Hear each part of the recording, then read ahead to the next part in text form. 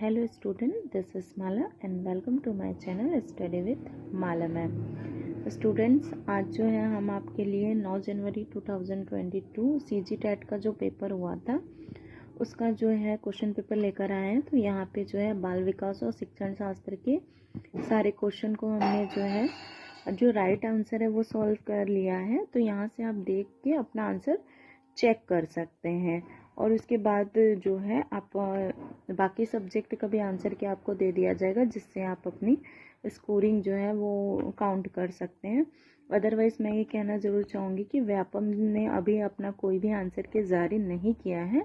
जैसे ही सीजी व्यापम के द्वारा आंसर के जारी होती है वो भी हमारे चैनल पे अपलोड कर ली जाएगी। तो अभी के लिए आप इसे एक टेम्परेरी मान सकते हैं, संभावित जो है उत्तर आप मान सकते हैं। तो यहाँ पे हम देखते हैं और थोड़ा बहुत एक्सप्लेनेशन भी इसका समझ लेंगे। तो नंबर फर्स्ट है आपका कि भाषा सीखने की सर्वोत्तम अवस्था, ठीक है, कौन सी है? Best stage for language learning. तो जो है प्री चाइल्डहुड को ही माना जाता है, क्योंकि इसी अवस्था में बच्चा जो है वो बाह्य परिवेश से जुड़ता है और जो है नए नए शब्द का प्रयोग करता है। ठीक है, नेक्स्ट क्वेश्चन है समाजीकरण की प्रकृति क्या है? तो समाजीकरण की प्रकृति क्या है? अंतःक्रियात्मक है, इंटरैक्शनल प्रोसेस है।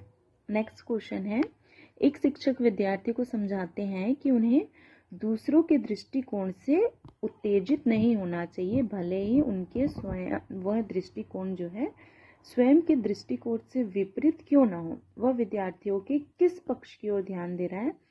तो वह इमोशन डेवलपमेंट की ओर ध्यान दे रहा है, संवेदनात्मक विकास की ओर ध्यान दे रहा है। नेक्स्ट क्वेश्चन है पाठ्यक्रम के निर्माण का आधार, ठीक है, सिलेबस का जो करिकुलम जो है, ठीक है, उसके डेवलपमेंट की बेसिस क्या है? तो AIIMS of education, social needs दोनों है, तो यहाँ पे आ जाएगा ए और बी। नेक्स्ट क्वेश्चन देखते हैं an example of lowest form of learning. अधिगम के निम्नतम स्वरूप का उदाहरण जो है वो होता है इंट्यूटिव बिहेवियर, होता है अंतःप्रज्ञात्मक व्यवहार। नेक्स्ट क्वेश्चन पे आते हैं, आप यहाँ से अपना सेट देख सकते हैं, ठीक है। कक्षा शिक्षण अधिगम अंतःक्रियाओं को सुधारने हेतु निम्न में से कौन सी जो है रणनीति जो है उत्तर किशोरावस्था के विकास से संबंधित है? मतलब उत्तर किशोरावस्था पोस्ट एडोलेसेंस एज में कौन सी रणनीति हम बना सकते हैं? एक्टिविटी बेस्ड प्रेजेंटेशन, या फिर जो है इमिटेटिव वर्क इन क्लास, ठीक है, या फिर है free reciprocation of thought with idealisation, विचारों के मुक्त आदान प्रदान के साथ आदर्शीकरण। ये है आपका राइट ऑप्शन। नेक्स्ट क्वेश्चन पे आते हैं 7। जीन पियाजे के अनुसार किस अवस्था में भाषा योग्यता एवं संप्रेषणशीलता सर्वाधिक होती है? तो सबसे ज़्यादा जो है संप्रेषणशीलता जो होती है वो होती है आपका जो है प्री ऑपरेशनल स्टेज में होती है, पूर्व संक्रियात्मक अवस्था में होती है पियाजे के अनुसार अगर हम देखें तो। उसके बाद हम देखते हैं सामाजिक विकास से संबंधित किस चरण में व्यक्ति दे दिया है यहाँ पे समूह व्यक्ति जो है समूह, समाज और राष्ट्र के बेहतर हितों में अपने हित को त्याग सकता है, ठीक है। तो बेहतर हितों में अपने हितों का त्याग जो है जनरली जो है यहाँ पे आंसर जो सुटेबल है अकॉर्डिंग टू मी वो है प्रौढ़ अवस्था, ठीक है। एडल्ट जो एज है, ठीक है, उस एज में वह जो है राष्ट्र हित के लिए अपने हितों को वह त्याग सकता है। अगला क्वेश्चन देखते हैं जो है कोलबर्ग से संबंधित। कोलबर्ग के नैतिक विकास सिद्धांत के अनुसार निम्न में से कौन सी अवस्था बालकों की नैतिक विकास की अवस्था नहीं है, पूछा गया है, ठीक है। तो कोलबर्ग के नैतिक जो है विकास के अनुसार जो है ये आपका दंड एवं आज्ञा पालन अभिमुखता जो है ये जो है उसकी नैतिक विकास की अवस्था में यह नहीं रखा गया है, ठीक है। उसके बाद हम देखते हैं अगला क्वेश्चन है सीखने की वह प्रक्रिया जिसमें लर्नर्स को शुरू में उसके द्वारा प्रदर्शित क्षमताओं से अंतिम अपेक्षित व्यवहार तक लाया जाता है। तो पूरा ये प्रोसेस दिया हुआ है बैंकिंग, प्रोग्रामिंग और कंस्ट्रक्टिव, ये सारे मॉडल्स हैं, ठीक है, जिसके द्वारा हम क्या करते हैं, लर्नर्स को जो है अंतिम अपेक्षित व्यवहार तक लाया जाता है, ठीक है। अगला क्वेश्चन देखते हैं। अगला क्वेश्चन पियाजे से रिलेटेड है। संज्ञानात्मक विकास की मूर्त जो संक्रियात्मक अवस्था होती है वो किस में होती है? तो मूर्त जो है आपका 7 से 11 वर्ष की अवस्था को हम मानते हैं कि मूर्त संक्रियात्मक अवस्था है, ठीक है। आगे देखते हैं संज्ञानात्मक विकास का अर्थ क्या है। तो संज्ञानात्मक जो है विकास मतलब आपका है कॉग्निटिव डेवलपमेंट, है ना।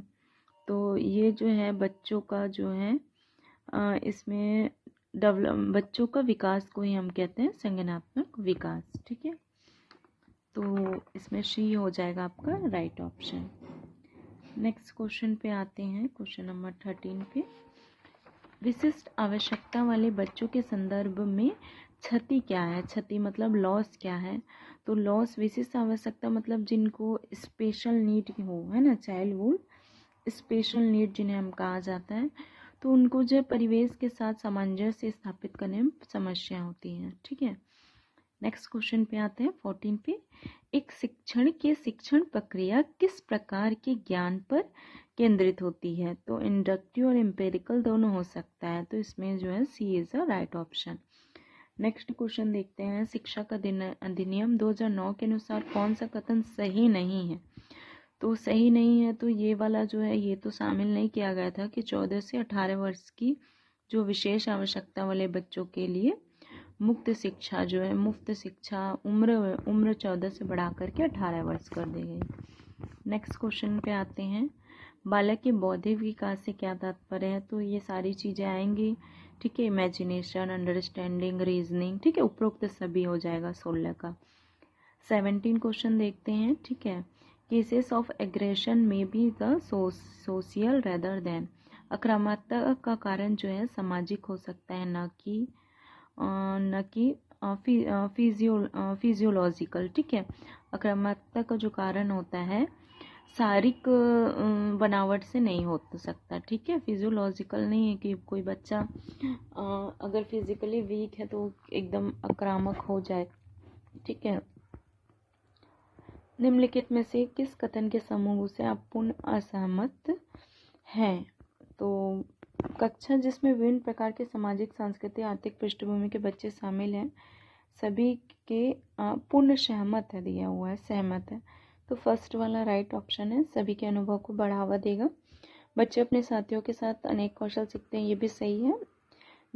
विकास और वृद्धि की दर समान से आगे बढ़ती है, ज़रूरी नहीं है ना, वृद्धि और विकास के बराबर आगे बढ़े। अनुबंध का सिद्धांत समस्या के अचानक समाधान से वकालत करता है, नहीं, तो 1 और 2 इसका आंसर आ जाएगा, option C is a right, ठीक है। नेक्स्ट क्वेश्चन पे आते हैं। रूपा की आंखों की कार्निया सूख गई है, उसे दिखाई देना बंद हो गया है, आप रूपा को किस समूह के अंतर्गत रखेंगे? तो वो जो है डिसेबल्ड चिल्ड्रन के अंडर आएगी, अपंगता, ठीक है। नेक्स्ट क्वेश्चन देखते हैं। विशेष आवश्यकता वाले बच्चों के लिए समावेशी शिक्षा का रखा गया है प्रावधान, है ना, जिसका मुख्य उद्देश्य क्या है?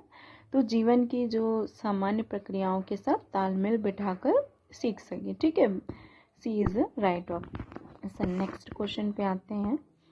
बच्चों के सामाजिक भावनात्मक संबंध बनाने की कठिनाइयाँ की समस्या को एक शिक्षक कैसे पहचानेगा? तो उसके भिन्न भिन्न परिस्थितियों में उसका अवलोकन करके, ठीक है। सामाजिक विकास अनिवार्य रूप से एक विषय है जो सामाजिक व्यवस्था के उद्देश्यों के साथ स्वयं के उद्देश्यों का एकीकरण करती है। नेक्स्ट क्वेश्चन देखते हैं। स्किनर के अनुसार बच्चों में भाषी विकास निम्नलिखित में से किसका परिणाम है? तो अनुकरण एवं पुनर्बलन, ठीक है, ये बहुत ज़रूरी है, अनुकरण और पुनर्बलन से ही बच्चा भाषा सीखता है।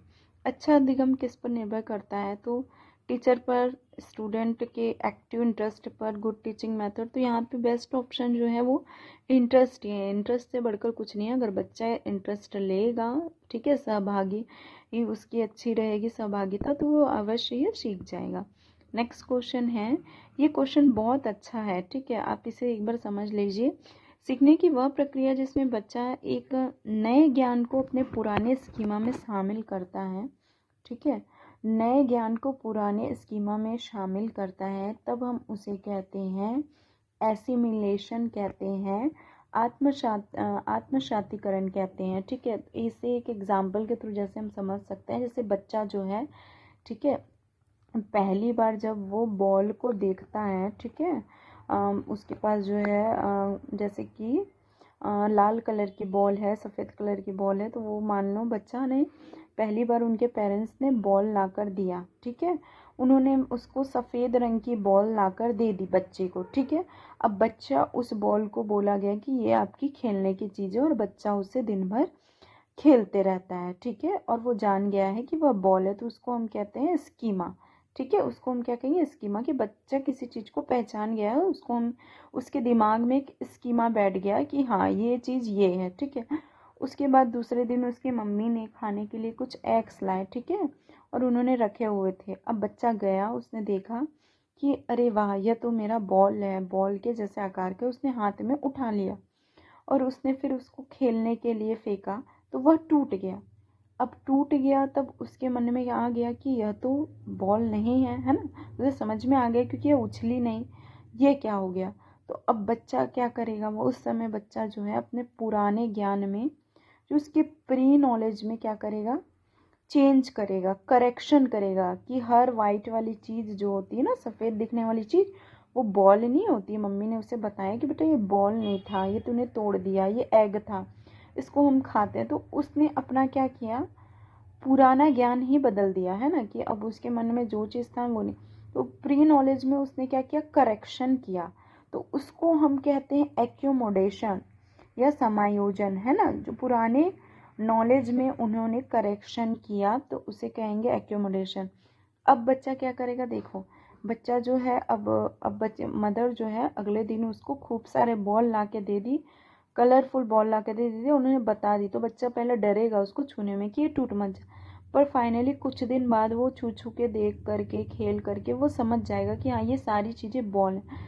तो अब वो पुराने बॉल के कंसेप्ट में वो नया बॉल का कंसेप्ट जोड़ लिया, है ना। तब वो क्या हो जाता है, हमारे एसिमिलेशन, कि हाँ भाई बॉल भी अलग अलग रंगों की होती है, अलग अलग प्रकार की होती हैं। अब वो बॉल को हम जो है, पहले जो देखा था उसने वाइट कलर का बॉल, अब उसने ये देख लिया कि जो है कलरफुल बॉल होती है। पहले उसके पास प्लास्टिक की बॉल थी, मम्मा ने उसको रबर की बॉल दिला दी, तो उसने अपने दिमाग में एक समझ बैठा ली कि हाँ इस प्रकार की बॉल। तो प्री नॉलेज में न्यू नॉलेज को जोड़ना ही क्या कहलाता है, एसिमिलेशन कहलाता है। और एक्यूमुलेशन दैट्स मीन्स पुराने नॉलेज में कुछ चेंजेस करना, करेक्शन कर लेना, है ना, उसको हम क्या कहेंगे, एक्यूमुलेशन कहेंगे। तो ये था 25 का, थोड़ा सा डील हो गया। अब हम नेक्स्ट क्वेश्चन पे चलते हैं, 26 पे। बच्चों को दिया गया ऐसा कार्य जो इसके थोड़ा मुश्किल हो, लेकिन तो वो बेहतर जुड़ते हैं और सीखते हैं। लेव वाइगोत्स्की ने उपरोक्त कथन में बच्चे के किस क्षेत्र को इंगित किया है। तो ये जो है आपका जो है मुझे जो है अभी वाइगोत्स्की का ये स्टेटमेंट याद नहीं है, तो इस क्वेश्चन को अपन जो है वो ना बाद में देख लेंगे, ठीक है। स्कैफ फोल्डिंग से क्या तात्पर्य है, स्कैफ फोल्डिंग से बच्चा जो अपने मित्र की मदद से करता है उसको स्कैफ फोल्डिंग कहते हैं। वृद्धि एवं विकास को कौन कौन सी चीज़ें प्रभावित करती हैं, तो अनुवांशिकता, भौतिक दशाएं, सामाजिक एवं संस्कृति दशाएं, ये सारी चीज़ें इफेक्ट करती हैं। नेक्स्ट क्वेश्चन देखते हैं, मिट्टी के खिलौने के बनाने के दौरान एक बालिका को अपने कौन से कौशलों को विकास करने का अवसर मिलता है। तो जब बच्चा कोई मिट्टी से खिलौने बना रहा है, मतलब उसकी ग्रॉस मोटर, फाइन मोटर और क्या दिया हुआ है, सूक्ष्म गत्यात्मक, सूक्ष्म क्रियात्मक और स्थूल गत्यात्मक दिया हुआ है ना।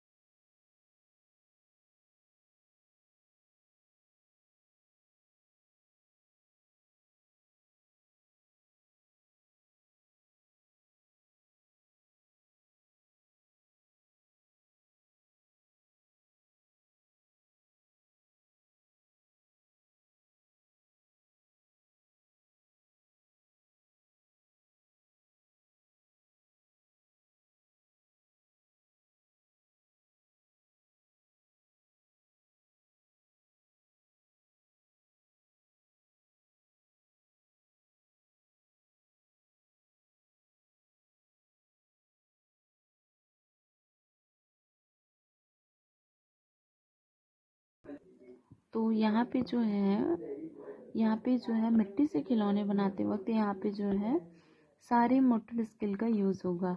तो फाइन मोटर क्या होता है, थोड़ा सा डील समझ लेते हैं ताकि आप लोग को भी समझ में आ जाए। अगर बच्चा छोटे छोटे काम करता है, लाइक अपने फिंगर की हेल्प से वो कुछ लिख रहा है, ठीक है, तो वो आपका फाइन मोटर के अंडर आएगा।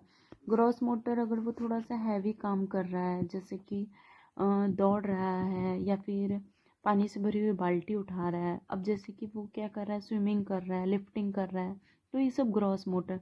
अगर बच्चा मिट्टी से खिलौने बना रहा है तो वो जो है बनाने वाली जो चक्री आती है उसको घुमा रहा है, मतलब थोड़ा सा हैवी वर्क कर रहा है, तो उसमें उसका ग्रॉस मोटर वर्क करेगा, ठीक है।